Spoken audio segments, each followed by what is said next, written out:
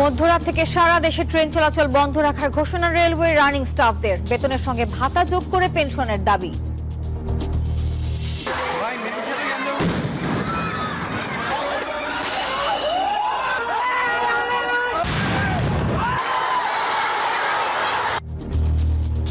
অবশেষে ঢাকা বিশ্ববিদ্যালয় থেকে আলাদা হলো 7 কলেজ। উপাচার্যের সাথে অধ্যক্ষদের বৈঠক।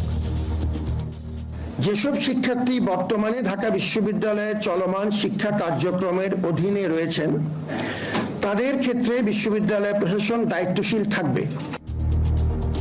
রাজনৈতিক উদ্দেশ্য হাসিলে অধিভুক্তি বলছেন বিশেষজ্ঞ। তৎকালীন সময়ে ঢাকা বিশ্ববিদ্যালয়ের অধীনে 7 কলেজকে নেওয়াটা আমি মনে করি সম্পূর্ণ রাজনৈতিক উদ্দেশ্য প্রণোদিত ছিল। এটি যে কত ভুল সিদ্ধান্ত ছিল এটি এই গত কয়েক বছরে প্রমাণিত হলো।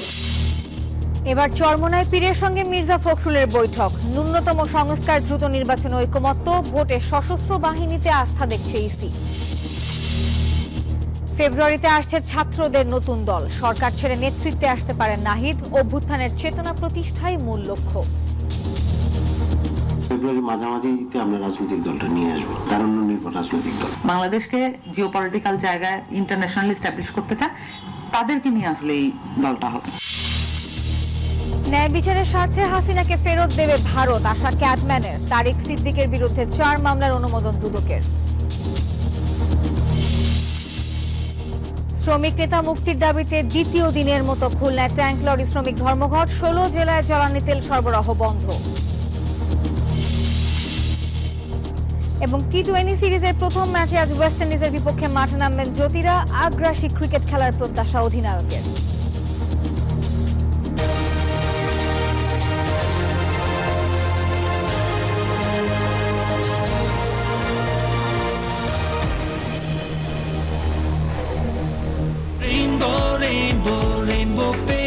Rainbow Paints, the color of joy. স্বাগত নিউজ 24 সংবাদে আপনাদের সঙ্গে আছি আমি নাফিসা হক। এতক্ষণ দেখছিলেন সংবাদ শিরোনাম। শব্দের আরেক নাম, একদম ইউনিক স্ট্রাকচারাল ডিজাইনের কসমিক ডো। এর ওয়াল থিকনেস ও রিপ থিকনেস বেশি থাকা থেকে 50 বছরেরও বেশি। কসমিক ডো, নিশ্চিন্তে 50 বছর। এবার বিস্তারিত। দাবি পূরণ না হওয়া পর্যন্ত পূর্ব ঘোষণা অনুযায়ী আজ রাত 12টা থেকে সারা দেশে ট্রেন চলাচল বন্ধ রাখার ঘোষণা দিয়েছে রেলওয়ের রানিং স্টাফ ঐক্য পরিষদ। তবে আগে ছেড়ে আসা ট্রেনগুলো গন্তব্যে যাবে। রাত 12টা থেকে নতুন করে কোনো ট্রেন ছেড়ে যাবে না। মূল বেতনের সঙ্গে রানিং ভাতা যোগ করে পেনশন এবং অন্যান্য সুবিধা দেওয়ার বিষয়ে জটিলতা নিরসনে এই দাবি জানিয়ে আসছে তারা। রেলের আন্দোলনরত কর্মীরা জানান, রানিং স্টাফরা চলতি ট্রেনের কর্মীদের জরুরি স্টাফ বিবেচনায় মূল বেতনের বাইরে অতিরিক্ত ভাতা ও পেনশনের সঙ্গে অতিরিক্ত 75% বেশি টাকা ব্রিটিশ আমল থেকে পেয়ে আসছেন। কারণ চলতি ট্রেনের কর্মীদের ট্রেন গন্তব্যের উদ্দেশ্যে যাত্রা করে ফিরে আসা পর্যন্ত আন্তর্জাতিক মান অনুযায়ী 8 ঘন্টার কয়েক গুণ বেশি ডিউটি করতে হয়। এছাড়া রানিং স্টাফদের সাপ্তাহিক ছুটিও নেই। এসব বিবেচনায় দীর্ঘদিন থেকে আসা এই সুবিধা 2021 সালে এক প্রজ্ঞাপনের মাধ্যমে বন্ধ করে দেয় অর্থ মন্ত্রণালয়। এরপর থেকেই আর্থিক সুবিধা বহালের দাবিতে আন্দোলন করছেন রেলের রানিং স্টাফরা। এর আগেও ওভারটাইম ডিউটি না করা, রেল ভবন ঘেরাও সহ নানা কর্মসূচি পালন করেছেন তারা।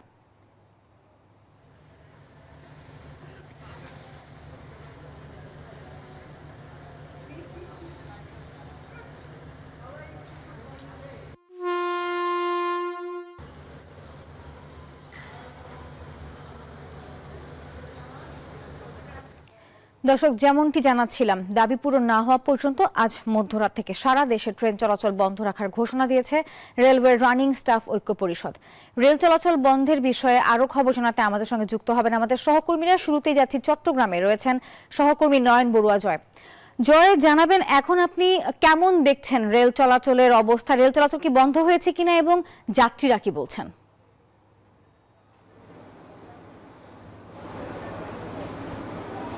ধন্যবাদ নাফিসা আপনাকে। আপনি যথার্থ বলছেন যে মধ্যরাত থেকে ট্রেন চলাচল একেবারে বন্ধ হয়ে যাওয়ার যে হুমকি তারা দিয়েছে রানিং স্টাফরা, তো সেভাবে কিন্তু তারা এখন আমরা দেখছি ট্রেন চলাচল বন্ধের পথে। তবে একেবারে শেষ ট্রেনটি দেখছি যেটি 11টার দিকে ছেড়ে যাওয়ার কথা রয়েছে, তবে বিলম্ব হয়ে কিন্তু এখন এই ট্রেনটি ছেড়ে যাবে। তবে রেল স্টেশন ম্যানেজারের সাথে আমরা কথা বলেছি, ম্যানেজার যেমনটা আমাদেরকে জানিয়েছেন যে এটি যেহেতু 11টায় যাওয়ার কথা ছিল, যেহেতু সঠিক সময়ে যেতে পারেনি নানা ত্রুটির কারণে, তার কারণে কিন্তু এই ট্রেনটি একটু পরে ছেড়ে যাবে। এরপর থেকে কোনো ট্রেন ছেড়ে যাবে না বলে আমাদেরকে জানিয়েছে, যতক্ষণ পর্যন্ত ঘোষণা আসবে না তো ততক্ষণ পর্যন্ত ট্রেন ছেড়ে যাবে না বলে আমাদেরকে জানিয়েছেন। আমরা দেখছি রানিং স্টাফ বলতে যে চালক, সহকারী চালক সহ এখানে যারা টিকিট চেক করে তারা সহ তাদের যারা স্টাফ আছে তাদের এই ঘোষণা, দীর্ঘদিনের ঘোষণা, তারা চট্টগ্রাম সহ সারা দেশে কিন্তু আমরা দেখেছি আন্দোলন করে এসছে। প্রায় 2 বছর ধরে তাদের এই দাবি তারা দিয়ে এসছে, যেহেতু 2021 সালের দিকে কিন্তু তাদের যে দাবি ছিল সেই দাবিটা কিন্তু এখান থেকে কোনোভাবে কিন্তু মানা হচ্ছে না। তো 21 সালের পর থেকে তারা কিন্তু আন্দোলন চালিয়ে যাচ্ছে বলে আমাদেরকে জানিয়েছেন। দীর্ঘ 4 বছর ধরে তাদের এই দাবির জন্য কিন্তু তারা বিভিন্ন সময় কর্মসূচি পালন করা হলেও তাদের দাবি যে মানা হবে বলে এরকম ঘোষণা দিলেও কিন্তু আমরা দেখছি সেভাবে তাদের দাবি এখনো পর্যন্ত মানা হয়ে তারা বাধ্য হয়ে সারা দেশের এই ঘোষণা দিয়েছে। যে ঘোষণাটা আমরা দেখছি যে ট্রেন চলাচল একেবারে সারা দেশে বন্ধ ঘোষণা হচ্ছে, যেহেতু লোকোমাস্টার থেকে শুরু করে সহকারী চালক যারা আছেন তারাও কিন্তু থাকবে না। তাহলে ট্রেন চালানোর যেহেতু কেউ থাকবে না, একেবারে অচল হয়ে পড়ছে ট্রেন চলাচল। তো এখানে যারা যাত্রী তারাই কিন্তু সবচেয়ে বেশি বেকায়দায় পড়বে, যারা ট্রেনকে বেছে নিয়েছে, যেহেতু কম খরচ বলে কিন্তু ট্রেনে করে সবাই।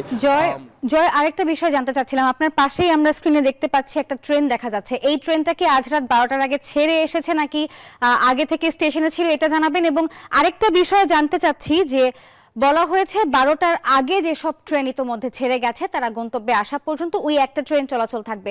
চট্টগ্রাম রেল স্টেশনে আপনি আছেন, কোনো ট্রেন কি এখনো আসবে এরকম কোনো তথ্য কি আপনি পেয়েছেন কিনা, যাত্রীদের সাথে কথা হয়েছে কিনা জানাবেন। এবং আমরা কিছু যাত্রীও দেখতে পাচ্ছি আশেপাশে, তাদের সাথে কথা হয়েছে কিনা, তারা কি বলছেন এই বিষয়ে। মানুষ বাংলাদেশের বিভিন্ন জায়গায় রেল যথার্থ বলছে যে একটু আগে কিন্তু আমি জানানোর চেষ্টা করছি, যেহেতু এখানে যারা যাত্রী আছে তারা যে ট্রেনে করে যাচ্ছে এই ট্রেনটি কিন্তু 11টার দিকে ছেড়ে যাওয়ার কথা ছিল। ঠিক 11টায় কিন্তু আসলে নানা ত্রুটির কারণে ট্রেনটি ছেড়ে যায়নি। তার কারণে স্টেশন ম্যানেজার যেমনটা আমাদেরকে জানিয়েছেন এই ট্রেনটি একটু পরে ছেড়ে যাবে, যেহেতু 12টার আগের শিডিউলের ট্রেন, তার কারণে কিন্তু 12টা থেকে কোনো ট্রেন চলাচল করবে না বলে আমাদেরকে জানিয়েছেন। যতক্ষণ পর্যন্ত তাদের দাবি মানা হবে না ততদিন পর্যন্ত তাদের একেবারে ট্রেন চলাচল বন্ধ থাকবে বলে আমাদেরকে জানিয়েছেন। এখানে যারা যাত্রী আছে তাদের সাথে আমরা একটু কথা বলার চেষ্টা করব, যেহেতু ট্রেন হলো নিরাপদ বাহন, সবাই ট্রেনকে বেছে নেয়। তবে ঠিক এই সময়টার মধ্যে ট্রেন চলাচল বন্ধ হয়ে গেলে যাত্রীদের কেমন সমস্যা হবে সেই বিষয়গুলো নিয়ে আমরা একটু আলোচনা করব। এখানে যারা যাত্রীরা আছেন তাদের সাথে আমরা একটু কথা বলার চেষ্টা করছি। আমরা জানতে চাচ্ছি আজকে মধ্যরাত থেকে ট্রেন চলাচল একেবারে বন্ধ হয়ে যাচ্ছে, তো আপনারা কি মনে করেন? আপনারা তো ট্রেনে করে যান বিভিন্ন জায়গায়, কেমন? আমাদের ভাষ্য হচ্ছে মানুষ তো একটা নিরাপদ জার্নির জন্য ট্রেনকেই বেছে নেয়। যারা ফ্যামিলি নিয়ে যায়, যাদের লাগেজ থাকে, একটা সুবিধা যেখানে ওয়াশরুম থাকে। কিন্তু অপ্রত্যাশিত হলেও যেটা সত্য যে আজকে ট্রেনটা ছাড়ার কথা ছিল 10:45, কিন্তু এখন বাজে 12টা। হ্যাঁ, অদ্যবধি আমরা সেটা ছিল 10:45 থেকে লোকজন চলে আসছে 8:30 8টায়। তাহলে কত কষ্ট পেল, কোনো অ্যানাউন্সমেন্ট সঠিকভাবে নেই, তাহলে তো দুর্গুপ্ত চরমে উঠবে। কারণ আমাদের ব্রাহ্মণবাড়িয়া যে রোড সেটা তো খুব ভালো রোড না। আমি প্রত্যাশা করবো যে অন্তত এদিকটি শুধু সুনজর রাখার জন্য আর কি। আমরা আরো কয়েকজনের সাথে একটু কথা বলবো, একটু জানতে চাচ্ছি আজকে মধ্যরাত থেকে ট্রেন চলাচল বন্ধ হচ্ছে, যে এখানে রানিং স্টাফ যারা আছে তাদের আন্দোলন কারণে কি মনে করেন? আপনারা তো ট্রেনে করে যান, আপনাদের কেমন অসুবিধা হবে? আমি এই প্রথম বাংলাদেশের ট্রেন চলাচল করছি, আমার এত এক্সপিরিয়েন্স নাই, অভিজ্ঞতা নাই। আজকে একটু ডিলে হয়েছে, বাট রাস্তার চলাচল বন্ধ করার জন্য। এই ঘোষণাকে আপনারা কিভাবে দেখছেন সাধারণ মানুষ হিসেবে? এটা তো অনেক কষ্টদায়ক, সত্য কথা এটা মনে করেন। আর সত্য আমরা দেশে তো আর মেন্টালিটি কোনো কিছুতেই নেই, এটা তো আরও ভালো করে জানেন। সব কিছু মনে করেন সঠিক টাইমের মতো চলে না, আমাদের ভোগান্তি, বাসা বাড়া থেকে মনে করেন বসার জায়গা নাই, এই এভরিথিং সত্য এভরিথিং। আমরা এতক্ষণ যাত্রীদের সাথে কথা বলার চেষ্টা করছি। যাত্রীরা যেমনটা জানিয়েছেন যে ট্রেন চলাচল যদি বন্ধ হয় তাহলে তাদের জন্য অনেকটা কষ্টকর বলে তারা মনে করছেন। তারা বলছে দ্রুত সময়ের মধ্যে এই সমস্যার সমাধান হোক, আবারও নিরাপদ বাহন ট্রেন যেন চলাচল করে সারা দেশে, তাহলে কিন্তু যাত্রীদের জন্য অনেকটা সুবিধা হবে বলে মনে করছেন। এই ছিল আমার এখানকার সর্বশেষ। ফিরে যাচ্ছি স্টুডিওতে নাফিসার কাছে। জয়, আপনাকে ধন্যবাদ আমাদের সঙ্গে যুক্ত হওয়ার জন্য। এই যে আমার ব্যাংক আরএফএল গ্যাস স্টোভ, এর সায়েন্টিফিক নজল আর ব্রাশ বার্নার তাপকে সমানভাবে ছড়িয়ে খরচ বাঁচায় 25%। আরএফএল গ্যাস স্টোভ নিরাপদ ও গ্যাস সাশ্রয়ী। 304 ফুড গ্রেড স্টেইনলেস স্টিলে তৈরি, যা নিশ্চিত করে জংবিহীন সিঙ্কের আজীবন নিশ্চয়তা। আরএফএল কিচেন সিঙ্ক, স্বাস্থ্যকর কিচেনের চিরস্থায়ী সমাধান। অন্য প্রসঙ্গ, ঢাকা বিশ্ববিদ্যালয়ে আর অধিভুক্ত থাকছে না 7 কলেজ। অধ্যক্ষদের সাথে বিশ্ববিদ্যালয় প্রশাসনের বৈঠকের পর এই সিদ্ধান্ত হয়। জানানো হয় নতুন ভর্তি বন্ধ হলেও চলতি শিক্ষাবর্ষের কোর্স শেষ করবে ঢাকা বিশ্ববিদ্যালয়। তবে কার অধীনে চলবে 7 কলেজের শিক্ষা কার্যক্রম তা এখনও স্পষ্ট করা হয়নি। প্রভিসির পদত্যাগ সহ 6 দফা দাবির বিষয়ে নতুন কর্মসূচি আছে কিনা তা পরে জানাবেন 7 কলেজ শিক্ষার্থীরা। ভর্তি পরীক্ষায় কোটা বাতিল সহ 5 দফা দাবিতে রোববার রাতভর ঢাকা কলেজ সহ 7 কলেজের শিক্ষার্থীদের সাথে ঢাকা বিশ্ববিদ্যালয়ের শিক্ষার্থীদের সংঘর্ষ হয়। রাতেই ঘোষণা দেওয়া হয় ঢাকা ব্লকেটের। সোমবার সকাল থেকেই ঢাকা বিশ্ববিদ্যালয় সহ 7 কলেজের পরিস্থিতি ছিল থমথমে। পরে বেলা 12টায় ঢাকা কলেজের শহীদ মিনারে সংবাদ সম্মেলন করে শিক্ষার্থীরা। ঢাকা বিশ্ববিদ্যালয়ে প্রভিসির পদত্যাগ সহ 6 দফা দাবি জানিয়ে 4 ঘন্টা সময় বেঁধে দিয়ে আলটিমেটাম দেয় তারা। অন্যথায় কঠোর কর্মসূচির হুঁশিয়ারিও দেয় শিক্ষার্থীরা। একই সঙ্গে জনভোগান্তির কথা বিবেচনা করে পূর্ব ঘোষিত ব্লকেট কর্মসূচিও প্রত্যাহার করা হয়। 4 ঘন্টার আলটিমেটামে আমাদের যে 6 দফা আছে এই 6 দফা বাস্তবায়ন করতে হবে। এদিকে উদ্ভূত পরিস্থিতি পর্যালোচনা এবং করণীয় ঠিক করতে দুপুরে 7 কলেজের অধ্যক্ষের সাথে বৈঠক করেন ঢাকা বিশ্ববিদ্যালয়ের উপাচার্য। সেখানেই সিদ্ধান্ত হয় ঢাকা বিশ্ববিদ্যালয়ের অধীনে থাকছে না 7 কলেজ। ঢাকা বিশ্ববিদ্যালয়ের সাথে অধিভুক্ত সরকারি 7 কলেজের সম্মানজনক পৃথকীকরণের বিষয়ে সিদ্ধান্ত নেওয়া হয়েছে। আমরা অনারেবল সেপারেশনের পথে যাচ্ছি, যেটি আমাদের ঢাকা বিশ্ববিদ্যালয়ের শিক্ষার্থী এবং 7 কলেজের শিক্ষার্থীদের একটি কমন দাবি। সম্পর্ক ছিন্ন হলেও 7 কলেজের চলতি শিক্ষাবর্ষের সব কোর্স শেষ করবে ঢাকা বিশ্ববিদ্যালয়। আগামীতে 7 কলেজের শিক্ষা কার্যক্রমের দেখভাল মন্ত্রণালয়ের কাঁধে ছেড়ে দেওয়া হয়েছে বলেও জানান ভিসি। যাবতীয় বিষয়ে মন্ত্রণালয় কর্তৃক গঠিত যে বিশেষজ্ঞ কমিটি তারাই সিদ্ধান্ত গ্রহণ করবে। ঢাকা বিশ্ববিদ্যালয় শিক্ষকদের একাংশের আপত্তি উপেক্ষা করে 2017 সালে 7 কলেজকে অধিভুক্ত করে তৎকালীন আওয়ামী লীগ সরকার। মাসুদা লাবনী, নিউজ 24, ঢাকা। এদিকে শিক্ষাবিদ ও গবেষকরা বলছেন ঢাকা বিশ্ববিদ্যালয়ের 7 কলেজের অধিভুক্তি ছিল রাজনৈতিক উদ্দেশ্য প্রণোদিত। তাদের মতে সক্ষমতা যাচাই না করেই বিশ্ববিদ্যালয়ের তৎকালীন তাবেদার প্রশাসনের সিদ্ধান্ত বাস্তবায়ন করেছিল। আরও বলছেন গেল 7 বছর বিদায়ী সরকারের ভুলের খেসারত দিয়েছে সাধারণ শিক্ষার্থীরা। আবারও রণক্ষেত্র শিক্ষাঙ্গন। ঢাকা বিশ্ববিদ্যালয়ের সঙ্গে মুখোমুখি লড়াইয়ে 7 কলেজের শিক্ষার্থীরা। উৎকণ্ঠার রাত পেরিয়ে অবশেষে সিদ্ধান্ত এলো অধিভুক্ত বাতিলের, যে দাবি দীর্ঘদিন ধরেই জানিয়ে আসছিল ঢাকা বিশ্ববিদ্যালয় ও 7 কলেজের শিক্ষার্থীরা। ওরা আন্দোলন করতেছে, ওরা ঢাবির সাথে থাকতে চায় না, আমরাও চাই না ওরা আমাদের সাথে থাকুক, কারণ ওরা ওদের মতো চলুক। খুবই বাজে সিদ্ধান্ত ছিল, যেটা এখনো পর্যন্ত সাফার করতেছে। এখন হলো ওরাও সাফার করতেছে, আমরাও সাফার করতেছি। এখন প্রশ্ন, অধিভুক্ত 7 কলেজ কিংবা ঢাকা বিশ্ববিদ্যালয়ের শিক্ষার্থীদের বিরোধী অবস্থানের পরও কেন এই সিদ্ধান্ত নিয়েছিল তৎকালীন সরকার? সরকারি কলেজগুলো পাবলিক বিশ্ববিদ্যালয়ের নিয়ন্ত্রণ মুক্ত হয়ে জাতীয় বিশ্ববিদ্যালয়ের এক প্ল্যাটফর্মে আসে 1992 সালে। 2014 সালের শেষ দিকে জাতীয় বিশ্ববিদ্যালয়ের 279টি কলেজকে বিভাগীয় পর্যায়ে পুরনো বিশ্ববিদ্যালয়ে অধিভুক্তর নির্দেশনা দেন তৎকালীন প্রধানমন্ত্রী। যে সিদ্ধান্তের বাস্তবায়ন শুরু হয় 2017 সালে ঢাকা কলেজ, ইডেন মহিলা কলেজ সহ ঢাকার 7টি কলেজকে ঢাবি অধিভুক্তের মাধ্যমে। এই সিদ্ধান্ত প্রশ্নবিদ্ধ হয়েছিল নানা মহলে। অভিযোগ উঠেছিল ঢাকা বিশ্ববিদ্যালয়ের তৎকালীন উপাচার্য এবং জাতীয় বিশ্ববিদ্যালয়ের উপাচার্যের বিরোধিতার জেরে সক্ষমতা যাচাই না করেই নেওয়া হয়েছে এই হঠকারী সিদ্ধান্ত। 2018 সাল থেকেই শুরু হয়েছিল বিরূপ প্রতিক্রিয়া। অধিভুক্তি বাতিলের দাবিতে মাঝে মধ্যেই মাঠে নামতে শুরু করে ঢাবি ও 7 কলেজের শিক্ষার্থীরা। এক্ষেত্রে সাবেক সরকার এবং উপাচার্যদের উদাসীনতাকেই দুষছেন শিক্ষাবিদ ও গবেষকরা। এই অধিভুক্তির দায়িত্বটি ঢাকা বিশ্ববিদ্যালয়ে গ্রহণ করা হয়েছে সম্পূর্ণ অযৌক্তিকভাবে, এবং তখন আমাদেরকে বলা হয়েছিল যে তৎকালীন যে প্রধানমন্ত্রী যিনি ছিলেন, সদ্য ক্ষমতাচ্যুত প্রধানমন্ত্রী, তিনি অনেকটা ঢাকা বিশ্ববিদ্যালয় কর্তৃপক্ষের উপর এই সিদ্ধান্তটা চাপিয়ে দিয়েছিলেন। তারা বলছেন রাজনৈতিক উদ্দেশ্যেই এই সিদ্ধান্ত নিয়েছিল বিদায়ী আওয়ামী লীগ সরকার। তখনও আমরা এটার প্রতিবাদ করেছি এবং এটিকে অযৌক্তিক বলেছি, এবং এটি যে কত ভুল সিদ্ধান্ত ছিল এটি এই গত কয়েক বছরে প্রমাণিত হলো। তৎকালীন সময়ে ঢাকা বিশ্ববিদ্যালয়ের অধীনে 7 কলেজকে নেওয়াটা আমি মনে করি সম্পূর্ণ রাজনৈতিক উদ্দেশ্য প্রণোদিত ছিল, এবং সেই সময়ের যিনি ঢাকা বিশ্ববিদ্যালয়ের দায়িত্ব পালন করেছিলেন এবং জাতীয় বিশ্ববিদ্যালয় উপাচার্য হিসেবে দায়িত্ব পালন করেছিলেন, তাদের দুজনের মধ্যে রাজনৈতিক দ্বন্দ্বের ফসল হিসেবে এটি ঢাকা বিশ্ববিদ্যালয়ের ঘাড়ে এসে চাপে। কেবল 7 কলেজ নয়, দেশের সামগ্রিক শিক্ষা ব্যবস্থায় বড় সংস্কারের কথা বলছেন শিক্ষাবিদ ও গবেষকরা। রাজনৈতিক উদ্দেশ্যে শিক্ষাঙ্গনের ব্যবহার শিক্ষা ব্যবস্থাকে খাদের কিনারায় নিচ্ছে বলেও মত তাদের। সজল দাস, নিউজ 24, ঢাকা। বিজলি কেবলস যে কোনো স্থাপনার বৈদ্যুতিক সংযোগকে রাখে নিরাপদ। এর স্কিন কোটেড ইনসুলেশন সম্পূর্ণ ফায়ার রিটার্ডেন্ট, তাই বিজলি কেবলস নিজেই নিজেকে নেভায়। বিজলি কেবলস, নিরাপদ আজীবন। 7 কলেজ ও ঢাকা বিশ্ববিদ্যালয়ের শিক্ষার্থী সংঘর্ষের ঘটনাকে অনাকাঙ্ক্ষিত বলছেন সরকারের উপদেষ্টারা। সোমবার সচিবালয়ে অনুষ্ঠিত সরকারের আইন শৃঙ্খলা সংক্রান্ত কোর কমিটির বৈঠক শেষে তারা এসব কথা বলেন।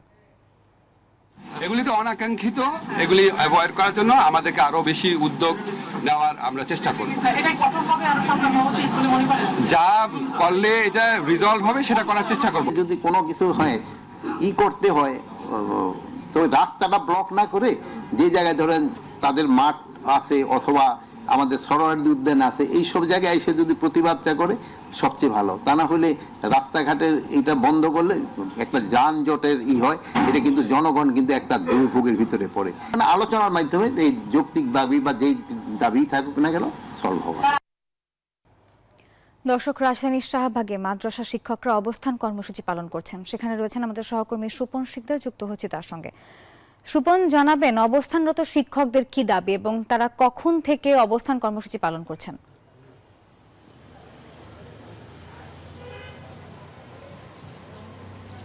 ধন্যবাদ নাফিসা। এখানে যারা 9 দিন ধরে শিক্ষকরা মূলত সড়ক অবরোধ করে তারা এখানে অবস্থান করছে, এবং তারা মূলত প্রথমে তারা রাজধানীর প্রেস ক্লাবে তারা অবস্থান করে আসছিল, এবং সেই অবস্থান কর্মসূচির পরে গতকালকে সর্বশেষ তারা প্রধান উপদেষ্টার যে বাসভবন যমুনার সামনে তারা পদযাত্রা করতে চেয়েছিল, এবং সেই পদযাত্রা শুরুর কালে মূলত যারা শিক্ষকরা রয়েছেন শিক্ষকদেরকে কিন্তু বাধা দেওয়া হয়েছিল, এবং বাধা দেওয়ার এক পর্যায়ে কিন্তু অনেক শিক্ষক সেখানে আহত হয়েছেন, এবং আহত হয়ে মূলত শিক্ষকরা অনেকেই চিকিৎসাধীন অবস্থায় হাসপাতালে আছেন, অনেকে প্রাথমিক চিকিৎসা নিয়ে এখানে এসে যুক্ত হয়েছেন, এবং তারা কিন্তু খুবই বলা চলে যে রাস্তায় তারা শাহবাগের একটি পাশ অর্থাৎ চারুকলার যে ঢাকা বিশ্ববিদ্যালয়ের যে চারুকলার যে পাশটি রয়েছে সেই পাশটিতে মূলত তারা অবস্থান কর্মসূচি পালন করছে, এবং গতকাল থেকে এবং তারা 9 দিন ধরে তারা মূলত এই সড়কের অর্থাৎ এর আগে প্রেস ক্লাবে, এরপরে গতকাল থেকে মূলত শাহবাগে তারা অবস্থান করছেন। এবং এখানে আমরা দেখতে পাচ্ছি অনেক শিক্ষকেরা মূলত রয়েছেন, এবং তারা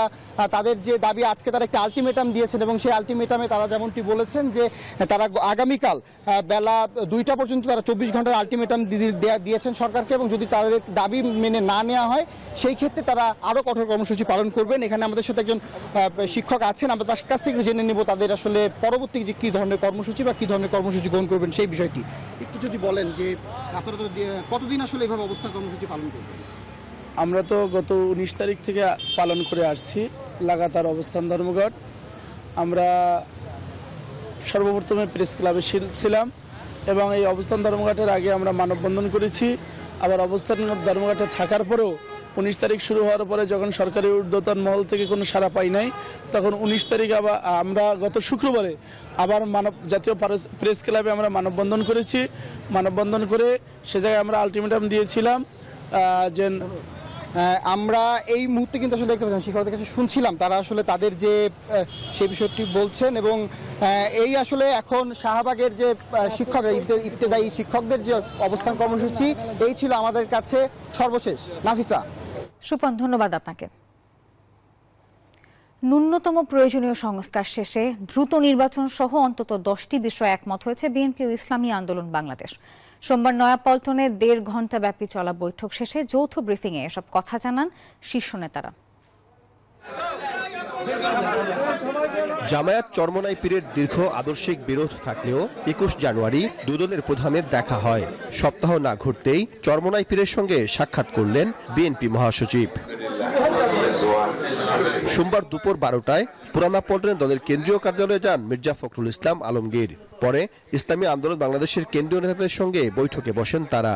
আগামীতে যাতে আমেরিকার মতো আর কোনো বৈঠক শেষে যৌথ ব্রিফিংয়ে বিএনপি মহাসচিব ও ইসলামী আন্দোলন বাংলাদেশের আমির জানান, ন্যূনতম সংস্কার শেষে দ্রুত নির্বাচনের দাবিতে একমত তারা। ভোটাধিকার সহ সকল মানবাধিকার রক্ষায় জাতীয় ঐক্যমত গড়ে তোলা, ন্যূনতম প্রয়োজনীয় সংস্কার শেষ করে দ্রুত সময়ের মধ্যে সুষ্ঠু গ্রহণযোগ্য নির্বাচনের ব্যবস্থা করা। সেই যৌক্তিক সময়টা আমরা বলেছি 1 থেকে 1.5 বছরের মধ্যে, এরকম একটা কথা আমরা বলেছি। আর 6 মাস তো প্রায় চলেই গেল, আর 1 বছরের মধ্যেই সুন্দর একটা জাতীয় নির্বাচনের ব্যবস্থা করবে, এটাই আসলে মূলত আমাদের কথা। যৌথ ব্রিফিংয়ে আরও জানানো হয়েছে, জাতীয় ঐক্য বজায় রাখা, গুম খুন ও দুর্নীতির বিচার নিশ্চিত করা, আইনশৃঙ্খলা পরিস্থিতি স্বাভাবিক অবস্থায় ফিরিয়ে আনা এবং ইসলামী শরিয়া বিরোধী সিদ্ধান্ত না নেওয়া সহ 10টি বিষয়ে একমত হয়েছেন তারা। আধিপত্যবাদ, সম্প্রসারণবাদ ও সাম্রাজ্যবাদ, মুক্ত স্বাধীন সার্বভৌম, টেকসই গণতান্ত্রিক কল্যাণমূলক রাষ্ট্র গঠনে জাতীয় ঐক্য গড়ে তোলা, আওয়ামী ফ্যাসিবাদ বিরোধী সকল শক্তি দেশ পুনর্গঠনে ঐক্যবদ্ধভাবে কাজ করবে। ফ্যাসিবাদ বিরোধী শক্তিগুলো আগামী একে অপরের বিরুদ্ধে আঘাত করে কথা বলবে না। আগামীতে যাতে আমেরিকার মতো আর কোনো ফ্যাসিবাদী শক্তি ক্ষমতায় আসতে না পারে সে ব্যাপারে আমরা রাজনৈতিকভাবে ঐক্যবদ্ধ থাকব। ইসলামী শরিয়া বিরোধী কোনো সিদ্ধান্ত নেওয়া হবে না এবং ইসলাম বিরোধী কোনো কথা কেউ বলবে না। আমরা আলোচনাতে এই বিষয়গুলো নিয়ে আমরা পৌঁছেছি, আমরা যেন সুন্দর একটা দেশ সামনে ভবিষ্যতে একাকার হয়ে আমরা গঠন করতে পারি, সে ব্যাপারে আপনাদের সহযোগিতা, আন্তরিকতা, এটা আমরা চাচ্ছি। তাদের বৈঠকটি এমন সময় হলো যখন চরমোনাই পীর জামায়াত সহ অন্য ধর্মভিত্তিক দল নিয়ে ইসলামী জোট গঠনে সক্রিয় হয়েছেন। টেকসই গণতান্ত্রিক কল্যাণ। সাইফুল ইসলাম, নিউজ 24, ঢাকা। আহ্বায়ক কমিটির মাধ্যমে ফেব্রুয়ারিতে আসছে ছাত্রদের নতুন দল। দলের নাম নির্ধারিত না হলেও দলের নেতৃত্বে থাকবেন জুলাই গণ অভ্যুত্থানে নেতৃত্বদানকারীরা। নিউজ 24-কে জাতীয় নাগরিক কমিটির এক নেতা জানিয়েছেন, অন্তর্বর্তী সরকার ছেড়ে নতুন দলের নেতৃত্বে আসতে পারেন উপদেষ্টা নাহিদ ইসলাম। মাজহারুল ইসলামের রিপোর্টে দেখুন বিস্তারিত। বৈষম্য বিরোধী ছাত্র আন্দোলন এবং জাতীয় নাগরিক কমিটির সমন্বিত প্রচেষ্টায় নতুন রাজনৈতিক দল প্রকাশ্যে আসতে যাচ্ছে এই ফেব্রুয়ারিতেই। দেশের মানুষের অধিকার এবং অভ্যুত্থানের চেতনা প্রতিষ্ঠা করাই হবে নতুন এই দলের মূল উদ্দেশ্য। শ্রমজীবী থেকে পেশাজীবী, বয়োজ্যেষ্ঠ থেকে তরুণ সবার অংশগ্রহণ থাকবে নতুন রাজনৈতিক সেই দলে। থাকবে ডান বাম এবং মধ্যপন্থীদের অংশগ্রহণ। নিউজ 24-কে দেওয়া সাক্ষাৎকারে নাগরিক কমিটির নেতারা বলেন, গেল 53 বছরে দেশের জনগণ তাদের অধিকার থেকে বঞ্চিত হয়েছে। অভ্যুত্থানের পর তরুণদের নিয়ে জনগণ তাদের অধিকার প্রতিষ্ঠার যে স্বপ্ন দেখছে তা পূরণ করতেই তারুণ্য নির্ভর রাজনৈতিক দল প্রতিষ্ঠা করবে তারা। ফেব্রুয়ারি মাঝামাঝিতে আমরা রাজনৈতিক দলটা নিয়ে আসবো, তারুণ্য নির্ভর রাজনৈতিক দল। আর রাজনৈতিক দলের বাংলাদেশের যে বর্তমান বাস্তবতার যে রাজনৈতিক দলগুলো, ওগুলোর সাথে আমাদের বেসিক পার্থক্য আমরা বলতে চাই যে আমরা আসলে কোনো এক ব্যক্তি বা একটা গোষ্ঠীর ক্ষমতার রাজনীতির বাইরে গিয়ে আমরা বেসিক্যালি আমাদের একটা জেনারেশনাল মুভের কথা আমরা বলতে চাই। অভ্যুত্থানের মধ্যে দিয়ে নতুন একটা মডিউল আসবে, নতুন একটা রাজনৈতিক ধারা আসবে, সেটা বাংলাদেশের মানুষ চাচ্ছে এবং সেই সাথে তরুণরা রাজনৈতিক জায়গা থেকে এগিয়ে আসবে, সেটাও বাংলাদেশের মানুষ চাচ্ছে। দুটি মিলিয়ে আসলে বাংলাদেশে এই যে জাতীয় নাগরিক কমিটির পক্ষ থেকে যে রাজনৈতিক দলটা আসছে, সেই দলের প্রতি তাদের যে অ্যাসপিরেশন, যাতে তাদের যে অভ্যুত্থানের মধ্যে দিয়ে তাদের যে কথাগুলো সেটা যাতে ধরতে পারে। নতুন রাজনৈতিক দলের নেতা হবেন কারা, এমন প্রশ্নের জবাবে জানান, নাহিদ ইসলাম সহ অভ্যুত্থানের নেতৃত্ব দানকারীদের দ্বারাই পরিচালিত হবে দল, যেখানে গণহত্যাকারী আওয়ামী লীগ এবং তার দোসররা ব্যতীত দলমত নির্বিশেষে সকলের অংশগ্রহণ থাকবে। বাংলাদেশপন্থী যারা রাজনীতিটা করতে চান, বাংলাদেশকে জিওপলিটিক্যাল জায়গায় ইন্টারন্যাশনালি এস্টাবলিশ করতে চান, তাদেরকে নিয়ে আসলে এই দলটা হবে। শুধুমাত্র ফ্যাসিস্টের সহকারী এবং ক্রিমিনালস, এদেরকে আমরা অ্যাভয়েড করে বাংলাদেশের সব তরুণরা আমরা ওয়েলকাম জানাতে চাই। নেতারা জানান বিদ্যমান রাজনৈতিক দলগুলো থেকে ভিন্ন হবে তাদের দল, ব্যক্তি নির্ভর নয় বরং গণতান্ত্রিক প্রক্রিয়ায় পরিচালিত হবে সেই দল।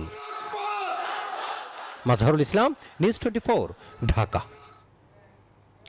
আওয়ামী লীগকে কিভাবে নিষিদ্ধ করা যায় সেটি নিয়ে রাজনীতিবিদদের আলাপ আলোচনা নেই বলে ক্ষোভ প্রকাশ করেছেন বৈষম্য বিরোধী ছাত্র আন্দোলনের আহ্বায়ক হাসনাত আব্দুল্লাহ। সোমবার বিকেলে চুয়াডাঙ্গা শিল্পকলা একাডেমির মুক্ত মঞ্চে জাতীয় নাগরিক কমিটির মত বিনিময়ে তিনি এই কথা বলেন। জানান, ফ্যাসিস্ট হাসিনা ও তার দোসরদের বিচার না করে তাদের পুনর্বাসনের সব ষড়যন্ত্র প্রতিহত করা হবে। সভায় আরও বক্তব্য দেন বৈষম্য বিরোধী ছাত্র আন্দোলনের কেন্দ্রীয় সদস্য নুসরাত তাবাসসুম ও জেলা আহ্বায়ক আসলাম অর্ক। আমাদের ক্রিয়াশীল যে রাজনৈতিক দলগুলো তারা খনিজ ফ্যাসিস্ট শেখ হাসিনার বিচার নিয়ে তাদের মধ্যে আমরা কোনো কথা দেখি না। আমরা দেখি আগামী নির্বাচনে আওয়ামী লীগ থাকবে কি থাকবে না সেটি নিয়ে তাদের মধ্যে আলাপ আলোচনা হচ্ছে, কিন্তু আওয়ামী লীগকে কিভাবে নিষিদ্ধ করা যায় সেটি নিয়ে তাদের মধ্যে কোনো আলাপ আলোচনা নাই।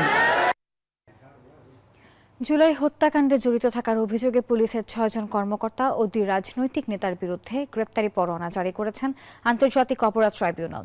সোমবার এই আদেশ দিয়েছেন আন্তর্জাতিক অপরাধ ট্রাইব্যুনালের 2 বিচারপতির বেঞ্চ। তবে গোপনীয়তার স্বার্থে আসামিদের নাম প্রকাশ করেনি প্রসিকিউশন। এ সময় ট্রাইব্যুনালে উপস্থিত ছিলেন আন্তর্জাতিক আইনজ্ঞ ও চিফ প্রসিকিউটরের পরামর্শক টবি ক্যাডম্যান। পরে ব্রিফিংয়ে টবি বলেন, জুলাই হত্যাকাণ্ডের প্রধান আসামি পলাতক শেখ হাসিনাকে সরকারের দেশে ফেরানোর প্রচেষ্টা অব্যাহত রাখতে হবে। The government cannot force India to respond positively. I said on the previous occasion that there is every reason for us to be hopeful that she will be returned to face trial here. আমরা আশা করি যে India একটা ন্যায় বিচারের পক্ষে দাঁড়াবে এবং সেভাবে আন্তর্জাতিক নর্মস মেনে তাকে বাংলাদেশের কাছে প্রত্যার্পণ করবে, যাতে করে সে এখানে প্রপারলি নিজেকে ডিফেন্ড করতে পারে, তার প্রপার লয়ার দিয়ে তার কেসটাকে এখানে মেক আউট করতে পারে এবং প্রপারলি এই ট্রায়ালের ব্যাপারে ট্রায়াল থেকে তার যে বেনিফিট নেয়ার সেটা যাতে সে নিতে পারে। 3 বিমানবন্দরের 4 প্রকল্পে 812 কোটি টাকা আত্মসাতের অভিযোগে ক্ষমতাচ্যুত প্রধানমন্ত্রী শেখ হাসিনার সামরিক উপদেষ্টা তারিক আহমেদ সিদ্দিক সহ 19 জনের বিরুদ্ধে 4টি মামলা করেছে দুদক। সোমবার দুর্নীতি দমন কমিশনের মহাপরিচালক মোহাম্মদ আখতার হোসেন সংবাদ সম্মেলনে এসব তথ্য জানিয়েছেন। গত 15 বছরে শেখ হাসিনার আমলে হাজার হাজার কোটি টাকা অনিয়ম দুর্নীতির তথ্য আসছে প্রতিনিয়ত। এবার হযরত শাহজালাল আন্তর্জাতিক বিমানবন্দরের 2 প্রকল্প, সিলেটের ওসমানী বিমানবন্দর এবং কক্সবাজার বিমানবন্দর প্রকল্পে অনিয়ম আর দুর্নীতির প্রমাণ পেয়েছে দুদক। এসব অভিযোগে সাবেক প্রধানমন্ত্রীর সামরিক উপদেষ্টা তারিক আহমেদ সিদ্দিকী, সাবেক সিনিয়র সচিব মহিবুল হক সহ 43 জনের বিরুদ্ধে মামলা করেছে দুদক। শীর্ষক প্রকল্পের কাজে প্রচলিত ক্রয় প্রক্রিয়ার বিদ্যমান বিধান লঙ্ঘন করে প্রকল্পের ব্যয় বৃদ্ধি ও সংশ্লিষ্ট প্রশাসনিক মন্ত্রণালয়ের আর্থিক ও প্রশাসনিক এখতিয়ার লঙ্ঘন পূর্বক স্থানীয় প্রতিষ্ঠান অ্যারোনেস ইন্টারন্যাশনাল লিমিটেডের মাধ্যমে কাজ করে প্রায় 200 কোটি টাকা আত্মসাতের অভিযোগে জনাব তারিক আহমেদ সিদ্দিকী, সাবেক প্রধানমন্ত্রী সামরিক উপদেষ্টা জনাব মোহাম্মদ মহিবুল হক, সাবেক সিনিয়র সচিব বেসামরিক বিমান পরিবহন ও পর্যটন মন্ত্রণালয় সহ 10 জনের বিরুদ্ধে দণ্ডবিধির সংশ্লিষ্ট ধারা এবং দুর্নীতি প্রতিরোধ আইন 1947-এর সংশ্লিষ্ট ধারায় আরও একটি মামলা রুজু করা হয়েছে। এদিকে বাংলাদেশ ব্যাংকের সাবেক ডেপুটি গভর্নর এসকে সুরের 3টি লকারে পাওয়া 55,000 ইউরো, লক্ষাধিক ডলার ও স্বর্ণ পাওয়ার বিষয়ে জড়িতদের বিরুদ্ধে অনুসন্ধান করবে দুদক। তাতে এই বিষয়ে অনুসন্ধানের প্রয়োজন হচ্ছে। নির্বাচন কমিশনের নিম্নমানের ইভিএম কেনার পেছনে কারা জড়িত এবং এসব মেশিনকে যারা মানসম্মত বলে মতামত দিয়েছিলেন তাদের ব্যাপারেও তদন্তের আশ্বাস দুদক মহাপরিচালকের। মেশিনগুলা বিষয়ে আমাদের টিম একটি প্রতিবেদন দাখিল করবেন, কখন কেনা হয়েছে, কি প্রক্রিয়ায় কেনা হয়েছে, এটার মেয়াদ আছে কি নেই, সব বিষয়ে তারা আমাদের প্রতিবেদনে উপস্থাপন করবেন এবং সব বিষয়ে এগুলি পর্যালোচনা করা হবে। 2018 সালে 1.5 লক্ষ ইভিএম মেশিন কেনার সিদ্ধান্ত নেয় নির্বাচন কমিশন। তবে ইসিতে অভিযানে গিয়ে প্রতি 3টি মেশিনের মধ্যে একটিতে ত্রুটি পায় দুদক। শাহরিয়ার শমিক, নিউজ 24, ঢাকা। সংবাদের সময় হলো একটা বিরতির, সঙ্গে থাকুন।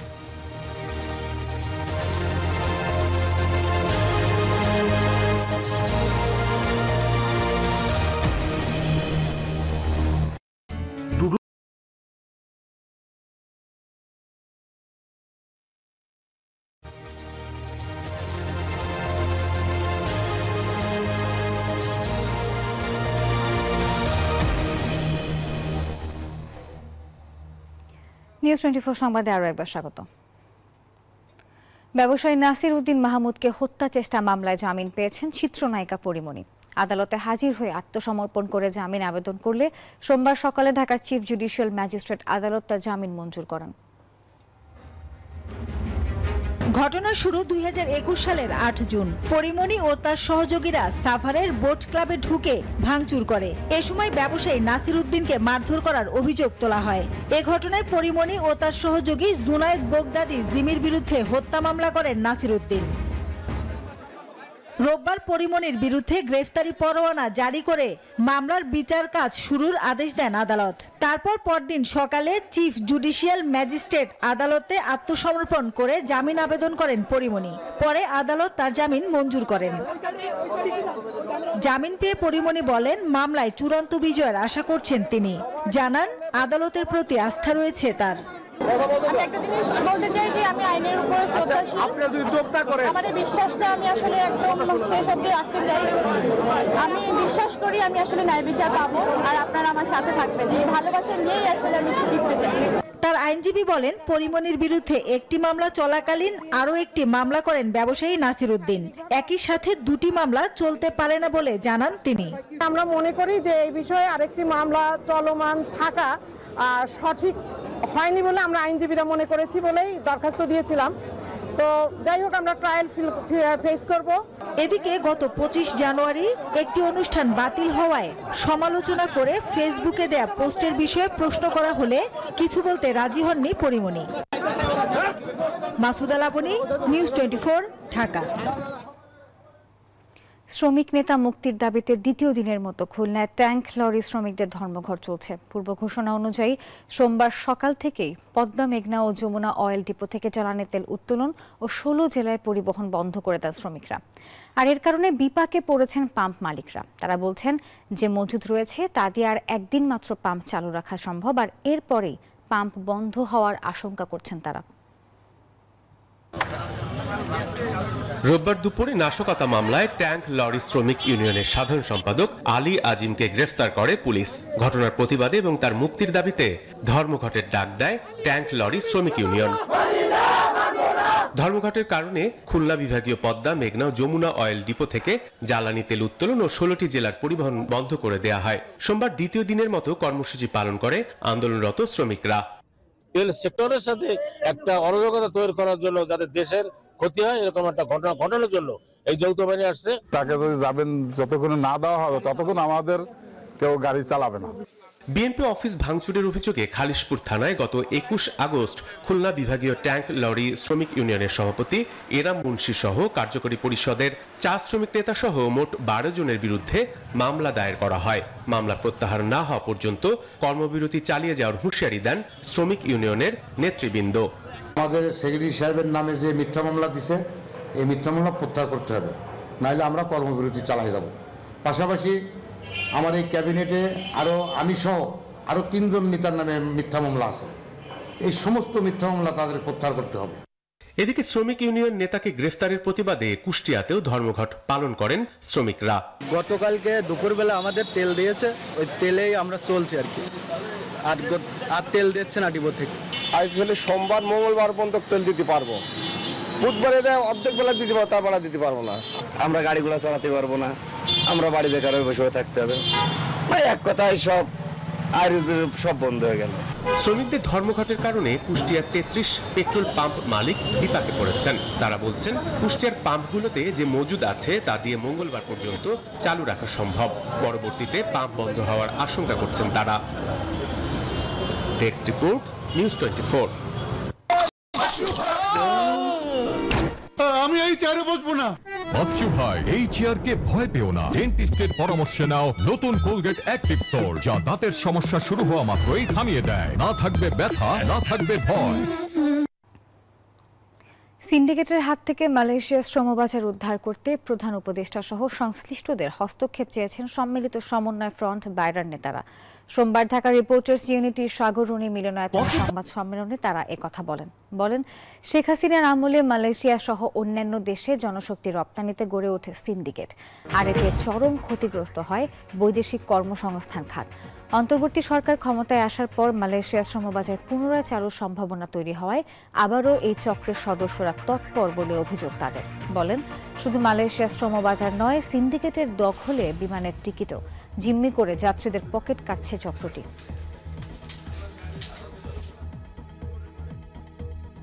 বিগত স্বৈরাচারী সরকারে প্রেতাত্মা এখনো মন্ত্রণালয় ও বিএমইডিতে প্রতিষ্ঠিত প্রতিটা টেবিলে ঘুরে বেড়াচ্ছে।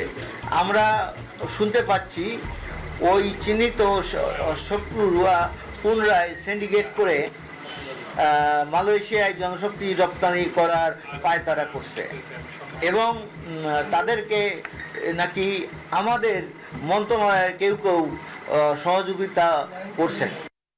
এলো instant milk powder happy cow, যেমন সাশ্রয়ী তেমনি পুষ্টিগুণে ভরপুর। আর এটা নিউজিল্যান্ডের গরুর দুধ। হ্যাপি কাউ, গরুর দুধের স্বাদ সবাই পাক। এবার অর্থ বাণিজ্য সংবাদ।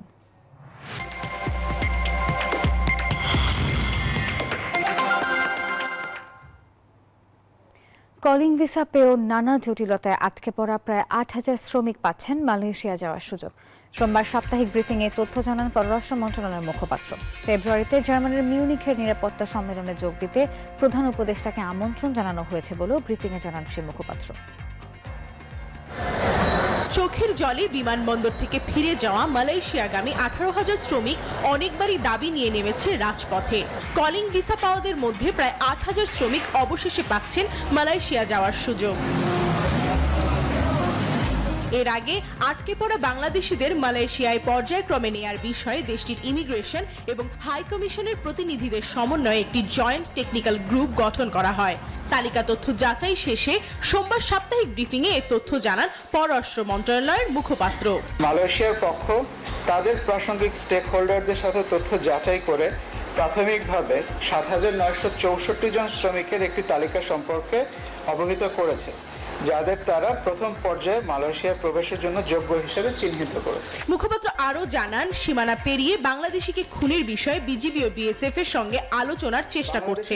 আমরা যতটুকু দেখেছি যে এটা অনেকটা পারিবারিক দ্বন্দ্বের মতো সীমানা লঙ্ঘনের একটা ঘটনা ঘটেছে এবং বিজিবি এখানে বিএসএফ এর সাথে আলোচনা করারও চেষ্টা করেছে। আমাদের কাছে বিস্তারিত তথ্য নেই, কিন্তু আমাদের সংশ্লিষ্ট উইং এটা নিয়ে খোঁজ খবর নিচ্ছে।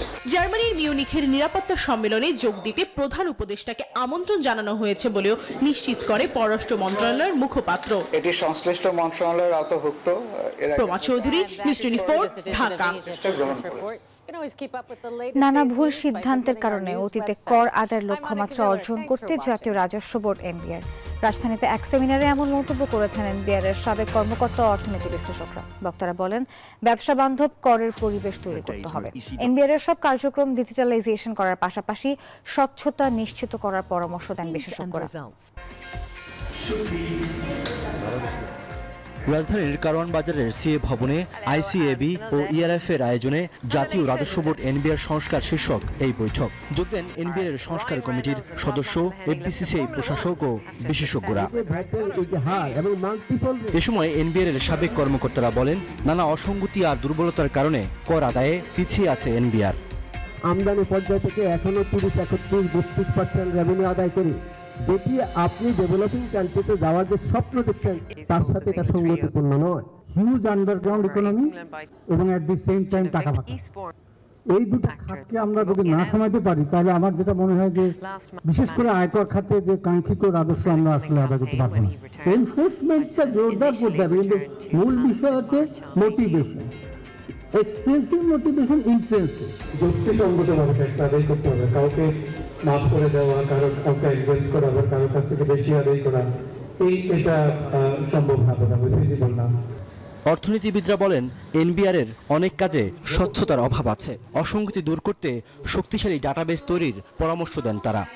এখানে কেউ কেউ আছেন যাদের অফিসেও আমি গিয়ে মানে ডেটা চেয়েছি, কারণ সেই ডেটা পাওয়া যায় না, পাবলিশ করা হয় না। কেন আমি কর চাচ্ছি, কত টাকা চাচ্ছি, বাড়াতে চাচ্ছি, কেন আমি কত বাড়াতে চাচ্ছি, কোন সময়ের মধ্যে, তাহলে ওই ব্যবহারের জায়গাটা যদি ঠিক না হয়, এই যে রিফর্ম যেগুলো হবে 1 বছর পরেই ভেঙে পড়বে। এদিকে এনবিআরকে স্বাধীনভাবে কাজ করার সুযোগ দেওয়ার দাবি জানিয়েছেন সাবেক চেয়ারম্যান মোহাম্মদ আব্দুল মজিদ এবং বাংলাদেশ ট্রেড অ্যান্ড ট্যারিফ কমিশনের চেয়ারম্যান মইনুল খান। এনফোর্সমেন্ট, এনবিআর এর এনফোর্সমেন্ট এবং পলিসি আলাদা হতে হবে এবং এনবিআর এর যে সক্ষমতা সেটার প্রতি দৃষ্টি দিতে হবে। সংবাদ সম্মেলন করে ব্যাখ্যা দেওয়া উচিত যে গত 1 মাসে আমি কি কি এই যে চেঞ্জ করেছি, এটা কেন করলাম, এটা কি, তাহলে এটা ক্লিয়ার হবে। বলেন সঠিক ট্যাক্সেশন হলে দেশি বিদেশি ব্যবসায়ীদের বিনিয়োগে আত্মবিশ্বাস বাড়বে, আগ্রহ বাড়বে কর পরিশোধে। এই রিফর্মসের সাথে রিয়াদ সুমন, নিউজ 24, ঢাকা। সংবাদে বিরতি নিচ্ছি, সঙ্গে থাকুন।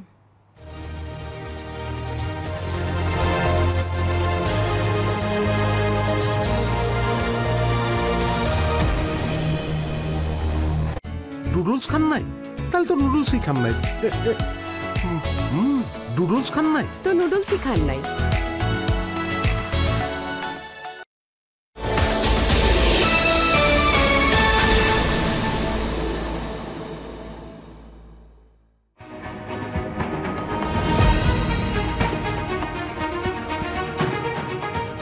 Cricket is more than just a game in Bangladesh. It's a way of life.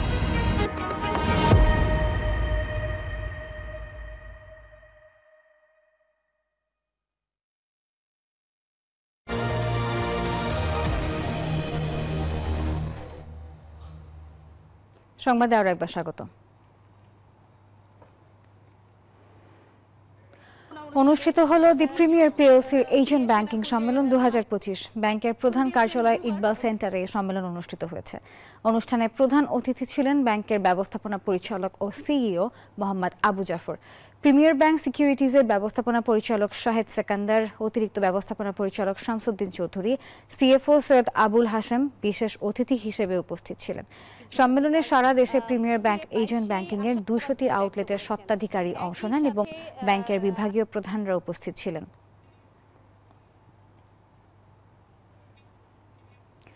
Ranks ই-মার্টে LG OLED C4 series television উন্মোচন করলেন জনপ্রিয় সঙ্গীত শিল্পী তাহসান খান। ঢাকার গুলশান 2-এ অবস্থিত র্যাঙ্কস ই-মার্টের শোরুমে এক বর্ণাঢ্য আয়োজনে LG OLED C4 series television উন্মোচন করা হয়। এ সময় আরও উপস্থিত ছিলেন এলজি ইলেকট্রনিক্স বাংলাদেশের ব্যবস্থাপনা পরিচালক জেরাল্ড চুন সহ অন্য কর্মকর্তারা। এ সময় ঘোষণা দেওয়া হয় র্যাঙ্কস ই-মার্টের প্রতিটি আউটলেটে পাওয়া যাবে 55 ইঞ্চি, 65 ইঞ্চি এবং 77 inch LG OLED C4 series television. উন্নত প্রযুক্তির সমন্বয়ে তৈরি এই টেলিভিশনটি ফ্লিকার এবং গ্লেয়ার ফ্রি।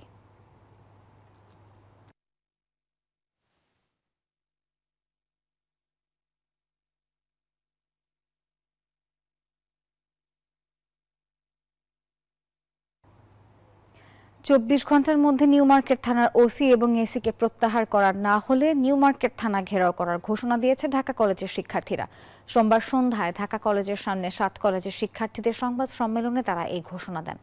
এ সময় ঢাবি প্রো ভিসি পদত্যাগ না করলে ও বিশ্ববিদ্যালয় কর্তৃপক্ষ তাদের দাবি না মানলে 7 কলেজের সামনে দিয়ে ঢাবির কোনো বাস চলাচল করতে দেয়া হবে না বলেও ঘোষণা দেন 7 কলেজের শিক্ষার্থীরা।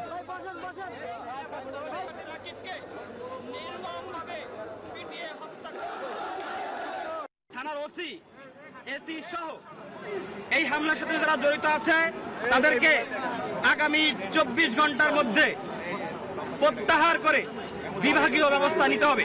অনতিবিলম্বে আগামী 24 ঘন্টার মধ্যে এই প্রভিসিকে তার পদ থেকে পদত্যাগ করতে হবে। শবে মেরাজে রাষ্ট্রীয় ছুটি ঘোষণা করতে হবে, সোমবারে দাবি জানিয়েছে বিশ্ব সুন্নি আন্দোলন। রাজধানীর জাতীয় প্রেস ক্লাবের সামনে সংগঠনটির উদ্যোগে আয়োজিত মানববন্ধন, আনন্দ র্যালি ও সমাবেশে এই দাবি জানান বক্তারা। সত্য ও জীবনের উপলব্ধির জন্য শবে মেরাজের তাৎপর্য তুলে ধরার লক্ষ্যে আয়োজন করে সংগঠনটি। এ সময় প্রধান অতিথির বক্তব্য রাখেন ইনসানিয়াত বিপ্লবের চেয়ারম্যান আল্লামা ইমাম হায়াত। তিনি বলেন, মেরাজে হযরত মুহাম্মদ সাল্লাল্লাহু আলাইহি ওয়াসাল্লামের সঙ্গে প্রত্যক্ষ সাক্ষাতের মাধ্যমে আল্লাহ তাআলার স্বয়ং প্রকাশ ঘটে, যা সমগ্র সৃষ্টির জন্য অসীম রহমত।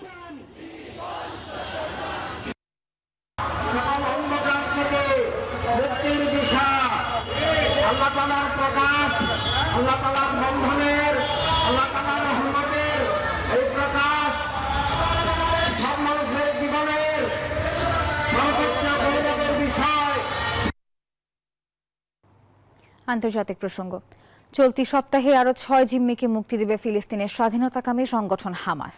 আর সোমবার থেকে গাজাবাসীকে উত্তরাঞ্চলে ফিরতে ইসরায়েল অনুমতি দেবে বলে জানিয়েছেন ইসরায়েলের প্রধানমন্ত্রী বেনিয়ামিন নেতানিয়াহু। তবে এরই মধ্যে যুদ্ধবিরতির চুক্তি লঙ্ঘন করে দক্ষিণ লেবাননে ফের বিমান হামলা চালিয়েছে ইসরায়েলি বাহিনী। আর ফিলিস্তিনিদের জর্ডান, মিশরে পাঠিয়ে গাজা খালি করতে চান মার্কিন প্রেসিডেন্ট ডোনাল্ড ট্রাম্প। ইসরায়েল ও হামাসের মধ্যে যুদ্ধবিরতির পরও উত্তরের গাজা শহরের ফেরার পথে বাধার মুখে হাজারো ফিলিস্তিনি। রোববার গাজার মধ্যাঞ্চলে ইসরায়েলের স্থাপিত চেকপয়েন্টে আটকে থাকা মানুষেরা ক্ষোভ প্রকাশ করেন। এরই মধ্যে সোমবার থেকে তারা ফিরতে পারবে বলে অনুমতি দেওয়ার ব্যাপারটি জানালেন ইসরায়েলি প্রধানমন্ত্রী বেনিয়ামিন নেতানিয়াহু। এদিকে যুদ্ধবিরতির চুক্তি না মেনে দক্ষিণ লেবাননে আবারও হামলা চালিয়েছে ইসরায়েল। বেশ কয়েকজনের প্রাণহানি হয়েছে, আহত হয়েছেন শতাধিক মানুষ। হিজবুল্লাহ ইসরায়েল যুদ্ধবিরতি চুক্তি অনুযায়ী দক্ষিণ লেবানন থেকে ইসরায়েলি সেনা প্রত্যাহারের শেষ দিনে রবিবার এ ঘটনা ঘটল। অন্যদিকে ফিলিস্তিনিদের জর্ডান এবং মিশরে পাঠিয়ে গাজা খালি করার আগ্রহ প্রকাশ করেছেন মার্কিন প্রেসিডেন্ট ডোনাল্ড ট্রাম্প। তবে তা প্রত্যাখ্যান করেছে দেশ দুটো। সম্মতি জানায়নি হামাসও। বিগত দশকগুলিতে যেমন সব স্থানান্তর পরিকল্পনা ভেস্তে গেছে, তেমনি এই পরিকল্পনাও রুখে দিবে আমাদের জনগণ। এরই মধ্যে রোববার নিজেদের সবচেয়ে বৃহত্তম ড্রোন উন্মোচন করেছে ইরান। গাজার সম্মানে নাম দেয়া হয়েছে গাজা। Desk report, news 24। এবার নিউজ 24 স্পোর্টস।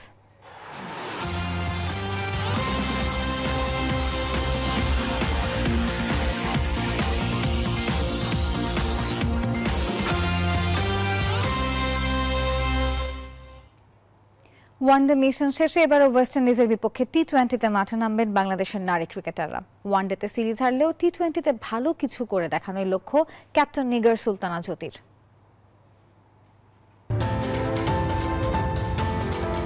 যে স্বপ্ন নিয়ে ক্যারিবীয় দ্বীপপুঞ্জে পাড়ি জমিয়েছিলেন বাংলাদেশের নারী ক্রিকেটাররা তা পূরণ হয়নি। ওয়েস্ট ইন্ডিজের ঘরের মাঠে ওয়ানডে সিরিজ হেরে বিশ্বকাপে সরাসরি খেলা হয়নি টাইগার্সদের। তবে সেই বেদনা ভুলে টি-20 সিরিজের দিকেই নজর এখন বাংলাদেশের।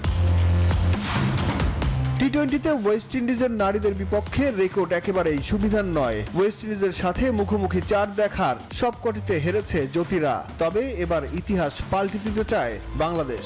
এখন তো আমাদের লক্ষ্য থাকবে যেন আমাদের টিমে যে মেন্টাল বলবো যে সিচুয়েশনটা আছে সেটা ডেভেলপ করার একটা ওয়ে এখন অবশ্যই সেটা টি-20 সিরিজে আসলে ভালো ক্রিকেট খেলার মাধ্যমে হবে। শক্তির বিচারে ক্যারিবীয় নারীরা এগিয়ে থাকলেও মাঠে আগ্রাসী ক্রিকেট খেলার প্রত্যাশা অধিনায়কের। ব্যাটিংটা বরাবরই আমাদের ভোগাচ্ছে এবং বলবো যে ভিজিবলি একটা প্রবলেম ক্রিয়েট করছে টিমের ভিতরে।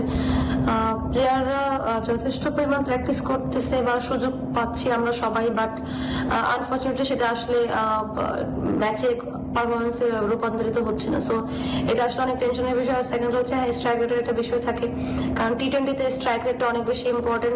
বাংলাদেশ সময় মঙ্গলবার ভোর 4টায় মাঠে নামবে দুই দল। সুখন সরকার, নিউজ 24। ঢাকার ক্লাবগুলোর কাছে অবশেষে নথি স্বীকার করতে বাধ্য হলো বিসিবি। তাদের দাবি মেনে আগে স্থগিত হয়েছে 5 সদস্যের সংস্কার কমিটি। সেই কারণে আগামী বৃহস্পতিবার মাঠে গড়াবে প্রথম বিভাগ ক্রিকেট লিগ। একই সঙ্গে চলবে প্রথম বিভাগ ক্রিকেটের দ্বিতীয় রাউন্ড আর ঢাকা প্রিমিয়ার লিগ। ডিপিএল এর দলবদল 17 থেকে 19 ফেব্রুয়ারি। বোর্ডের সঙ্গে আলোচনা শেষে নিজেদের ইতিবাচক সিদ্ধান্তের কথা জানিয়েছে বিসিবি ও ক্লাব পরিচালকরা। এখন স্থগিত করা হয়েছে এবং পরবর্তীতে এই কমিটি পরিবর্তন করা হবে। বিসিবির সভা শেষে এসেছিল এমন সিদ্ধান্ত। ঢাকার ক্লাব ক্রিকেটে কাউন্সিলর আর বোর্ড পরিচালক কমানোর যে পায়তারা চলছিল সেটি স্থগিত ঘোষণা এসেছে। বাতিল করা হয় সংস্কার কমিটিও। তারপরও ঢাকার ক্লাবগুলির দুশ্চিন্তা ছিল নতুনভাবে বিসিবির অবস্থান নিয়ে। সে কারণে বিপিএল এর মাঝে বিসিবির সাথে মিটিং সেরেছে ক্লাব কর্তারা। এরপর এসেছে বেশ কিছু সিদ্ধান্ত। আগামী বৃহস্পতিবার মাঠে গড়াবে প্রথম বিভাগ ক্রিকেটের আসর। এর আগে মঙ্গলবার দলগুলোর ফটো সেশন। বৃহস্পতিবার 30 তারিখ সকালবেলা আমরা ওপেনিং ম্যাচ করব ফার্স্ট ডিভিশন লিগে। ডিপিএল এর দল বদলের তারিখও চূড়ান্ত করে ফেলেছে সিসিডিএম। আগামী মাসের মাঝামাঝি দল বদল। এবারের আসরে থাকবে না কোনো বিদেশি ক্রিকেটার। সার্টেন টাইমে গিয়ে প্রিমিয়ার ডিভিশনটা আমরা শুরু করতে চাই, যাতে দুইটা লিগ পাশাপাশি চলবে, ফার্স্ট ডিভিশনও চলবে, প্রিমিয়ার ডিভিশনও চলবে। বিসিবির 171 কাউন্সিলরের মধ্যে 76 জনই ঢাকার, আর 25 পরিচালকের মধ্যে সেই সংখ্যা 12 জন। এমনটা হলে ক্রিকেট বিকেন্দ্রীকরণ সম্ভব কিনা ক্লাব কর্তারা দিলেন সেই উত্তর।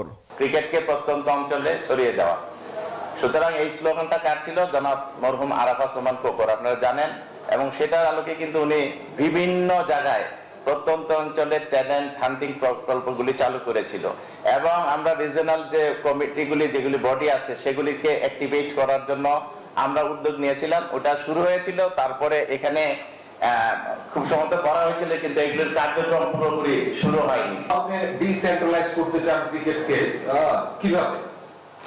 আপনি যোগ্য লোক যদি না পান, তো দায়টা সবার। যদি সবাই মিলে কাজ করে এবং যোগ্য লোকগুলি বোর্ডে আসে। দেশের ক্রিকেটের উত্থানের পেছনে অবদান রয়েছে ক্লাবগুলোর। তাদের বাদ দিয়ে ক্রিকেটের উন্নয়ন সম্ভব নয় বলে মনে করেন সংশ্লিষ্টরা। সুখন সরকার, নিউজ 24, ঢাকা। চট্টগ্রামের ভাটিয়ারি গলফ অ্যান্ড কান্ট্রি ক্লাবে বর্ণিল আয়োজনে শেষ হলো KSRM 10ম গলফ টুর্নামেন্ট।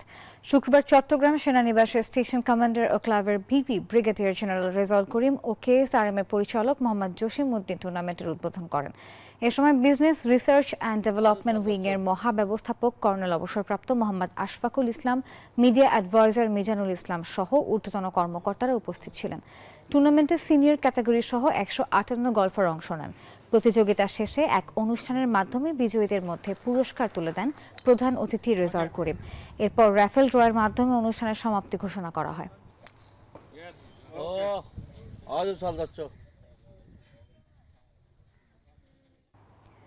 নিউজ 24 সংবাদের এখনকার আয়োজন এ পর্যন্তই। এতক্ষণ সঙ্গে থাকার জন্য ধন্যবাদ সবাইকে।